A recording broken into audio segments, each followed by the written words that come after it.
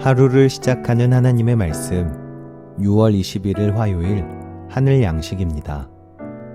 오늘 성경 말씀은 요한복음 5장 35절에서 39절 말씀 가운데 35절 말씀입니다. 요한은 켜서 비추이는 등불이라 너희가 한때 그 빛에 즐거이 있기를 원하였거니와. 아멘.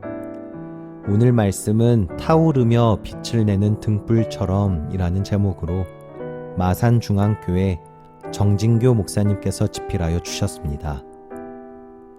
세례 요한은 광야에 외치는 소리로서 주님의 오심을 준비한 예언자입니다.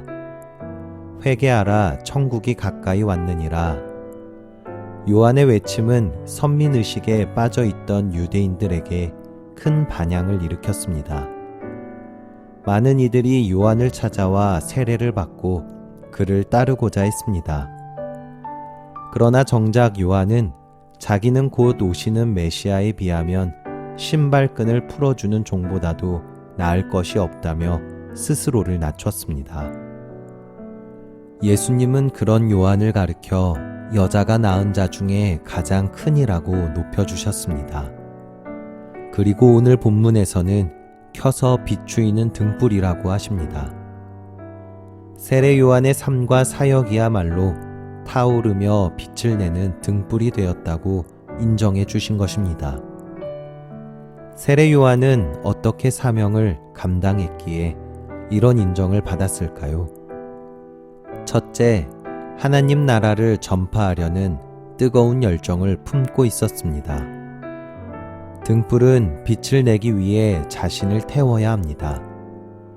불이 붙어야 비로소 세상을 비출 빛을 발할 수 있습니다. 열정을 다해 하나님 나라를 전한 세례 요한은 그리스도의 오심을 준비한 모범입니다. 다시 오실 주님을 기다리는 우리도 복음의 열정, 영혼을 사랑하는 뜨거운 마음을 회복해야 합니다. 그래야 빛의 사명도 감당할 수 있습니다. 둘째, 세례 요한은 좋은 안내자가 되었습니다. 어두운 길을 비추는 등불처럼 많은 이들을 주님께로 인도하는 빛이 된 것입니다. 등대 불빛이 한밤중에 항구로 돌아오는 배들의 길잡이가 되어주듯 먼저 믿은 우리도 많은 사람을 옳은 길로 인도하는 등불이 되어야겠습니다. 그것이 주의 길을 준비하는 성도의 사명입니다. 셋째, 세례 요한은 자신을 희생함으로 세상에 그리스도의 빛을 비추었습니다.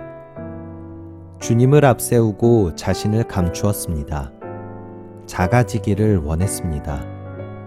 스스로 빛나는 일에만 관심을 가진 이들에게 세례 요한의 겸손과 희생은 큰 교훈을 줍니다. 그리스도인의 헌신이야말로 세상을 밝게 비추는 소망이 되기 때문입니다.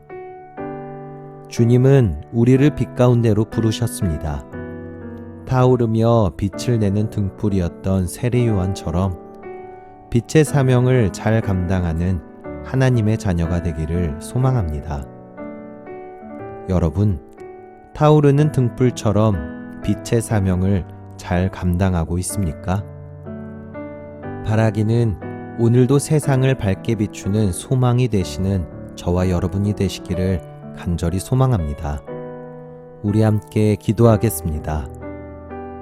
우리를 빛 가운데로 부르신 예수님, 켜서 비추이는 등불이 된 세례 요한처럼 타오르는 복음의 열정으로 많은 이들을 주께로 인도하게 하옵소서.